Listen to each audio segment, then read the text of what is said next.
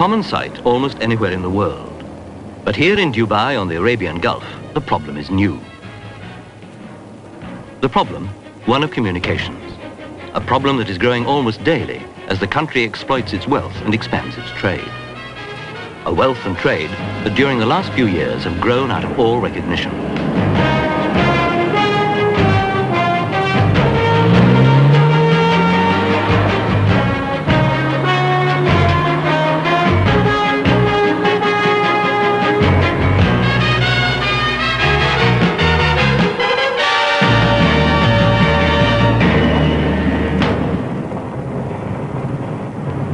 For many years, the twin towns of Deira and Shindagar were linked by a single bridge, which, though now twinned, still causes delays due to the opening of bascules.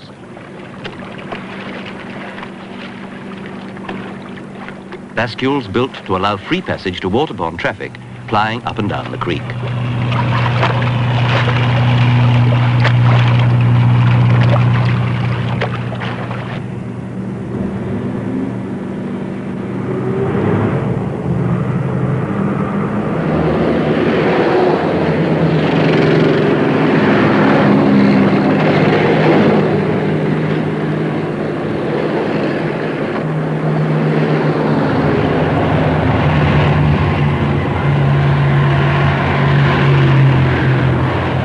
Sheikh Rashid bin Saeed Al Maktoum, the ruler of Dubai, therefore commissioned Sir William Halcrow and partners to carry out a feasibility study for a new and more direct link between the two towns. A bridge nearer to the sea was not possible. The reason being the same as when the original bridge was sited: the location of a construction site for offshore oil production jackets that require direct access to the sea.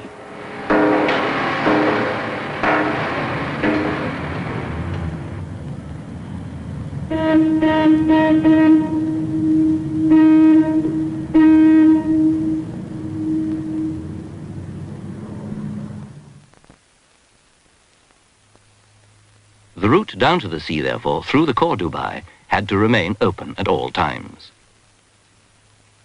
To link Shindagar and Deira, there was only one possible solution for Sir William Halcrow and partners to design for building, near the mouth of the creek, a tunnel. This would enable the creek to continue to be used not only to take the jackets down to the open sea, but also allow the stream of small craft to tie up at their traditional moorings.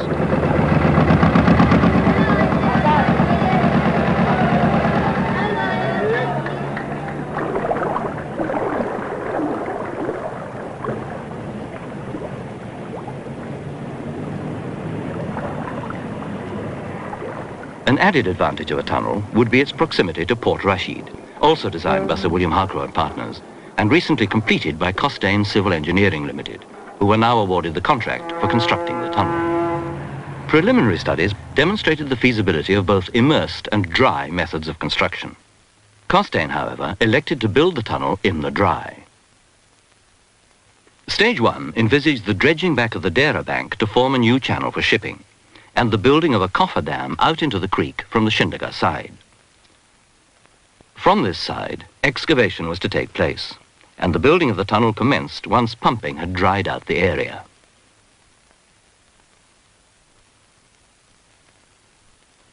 Stage 2 would be to create an island in the middle of the creek, reopen the original navigable channel, now between the island and Shindagar, close the diverted channel, build a new coffer dam linking the island and the Deira bank, pump the area dry, and start building the tunnel from Deira towards the island. Finally, on completion, the original bank would be reinstated.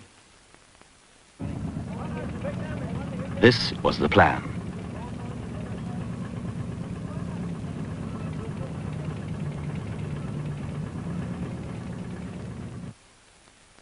The coffer dam, driven out into the creek from the Shindagar bank, would form a protection for the first stage, and inside it, ramps would be excavated. Construction in the dry meant that the water table, lying just below the surface, would have to be drawn down. To achieve this, a well pointing system would be installed and the water table lowered.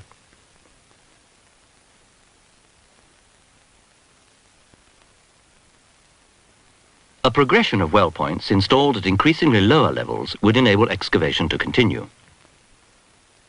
At the deepest part of the excavation, well pointing would be insufficient and would have to be complemented by a system of drainage channels dug laterally across the excavation, allowing seepage to be collected at sumps and pumped directly into the creek. This was the method which would continue throughout, and construction began. For economy in design, the thickness of the base was varied, and where stress is permitted, a haunched profile was adopted. Firstly, the haunches were excavated out to a level below the ramps cut for the main foundations. The entire area was then blinded with a weak concrete mix, on which was laid the bituthene waterproofing membrane.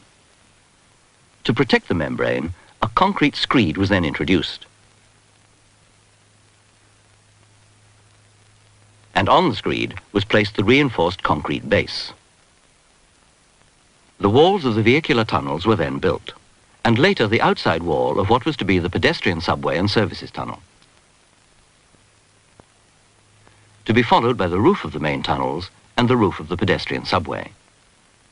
Each operation continuing simultaneously at an agreed distance one behind the other, governed by the gain in strength of the previous concreting operation. Once the roof was completed, the bituthene was brought up the walls and over the roof to provide an enclosing waterproof seal. Protection for the bituthene covering the outside walls was provided by concrete blockwork, and for the roof by a concrete screed. The excavation and structure were then backfilled. The roof of the section of tunnel below the navigable channel of the creek was given extra protection against possible damage by shipping by the placing of a layer of rock armoring. Once the work from the Shindaga side had advanced to the full extent of the coffer dam, the island was formed, and work commenced from the Dera bank and the tunnel completed.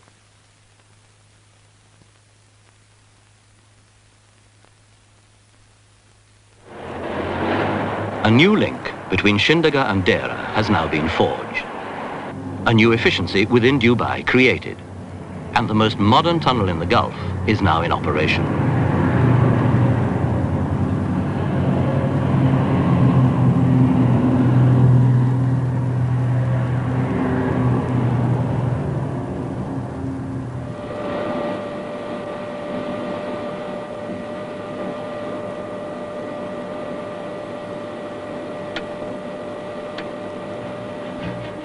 Opened in December 1975 by Sheikh Khalifa bin Hamid Al Thani, ruler of Qatar, in the presence of Sheikh Zayed bin Sultan, the President of the United Arab Emirates, and Sheikh Rashid bin Zayed Al Maktoum, Vice President of the Emirates and ruler of Dubai. It marks yet another step forward in their close cooperation and design for the future.